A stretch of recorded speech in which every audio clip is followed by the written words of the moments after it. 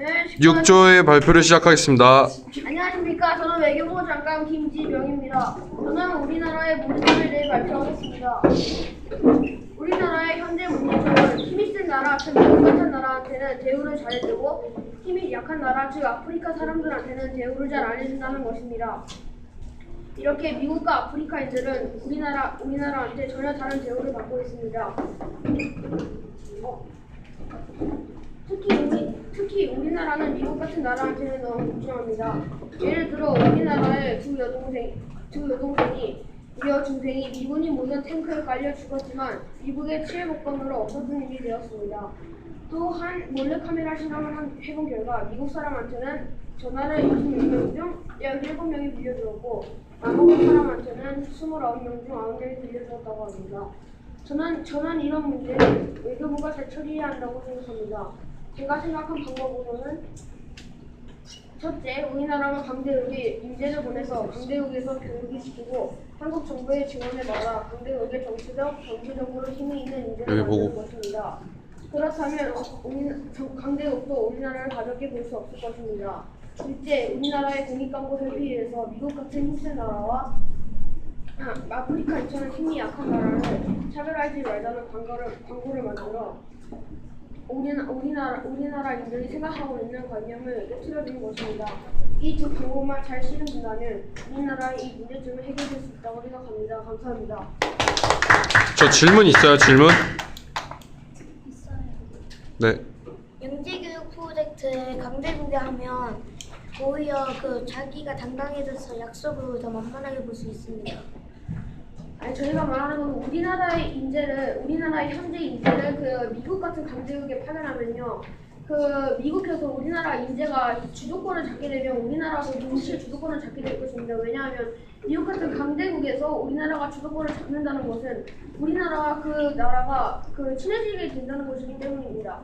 그러므로 우리나라가 힘이 더 세질 것이라고 저는 믿습니다. 우리 주도권을 잡으면 우리 민족의 자율성이 이어집니다.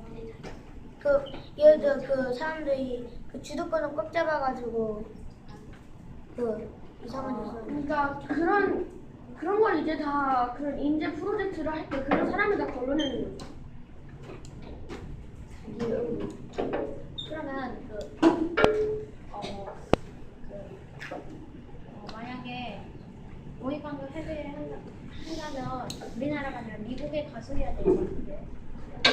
아니, 공익광고협회가 미국에서 인재를 키우자는 그런 광고가 아니고 우리나라에서 그런 미국과 동남아시아, 그러니까 동영상 보지 않으셨습니까? 그동안 전화 빌려줘가지고 동남아시아에서 차별받는 거. 그런 것처럼 우리나라에서 그런 차별을 없애자는 동영상을 그런 광고를 만들어가지고 우리나라 시민의 그런 관념을 깨트리는 것을 저는 뭐라고 했습니다. 알겠습니다. 그러면 미국이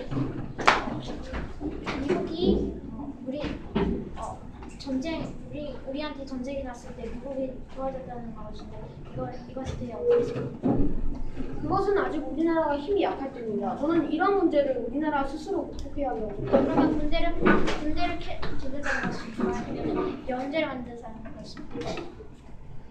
제 말은 싸울 힘을 키우자는 것이 아니고 우리나라가 주도권을 받아서 우리나라 그런 외교부 같은 힘을 키우자는 것입니다. 일단 주도권을 잡으려면 군대 교육을 한다고 생각하는데요.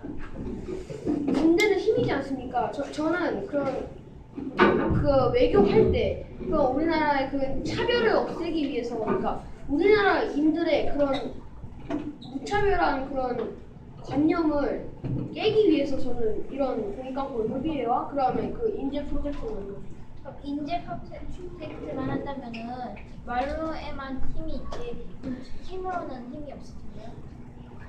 무슨 말인지 잘 모르겠어요. 생각만 많고 힘은 없다는 뜻입니다. 아니, 제가 말했지 않습니까? 정치적, 경제적으로 힘이 센 인재가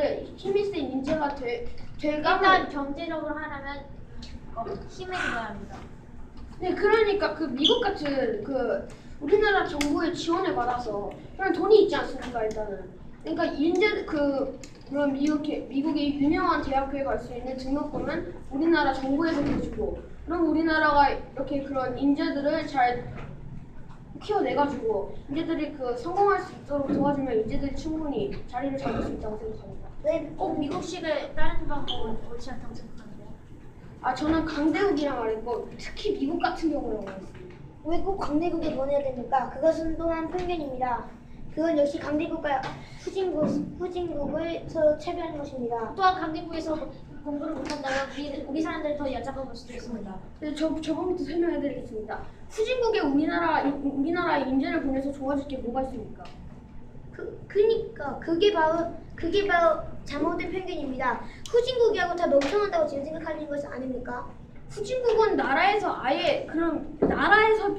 국제 나라에서 그런 편견을 가지고 있는데 차라리 선진국에 인재를 보내는 것이 훨씬 낫지 않습니까? 하지만 그 후진국에도 보내줘야지 그 차별과 편견들이 잘못된 것을 알 수 있지 않습니까? 그건 차별이 아니라고 생각합니다. 만약에 미국이 그런 인재를 양성해서 우리보다 세시려고 한다는 거 알면은 우리나라에서 온 영재 오히려 미국은 우리나라 인재를 더 그런 좋아합니다. 실제로 미국 같은 경우 그런 한 프로젝트를 실시할 때 우리나라 학자들을 반 이상 데려간다고 합니다. 네, 그만할게요.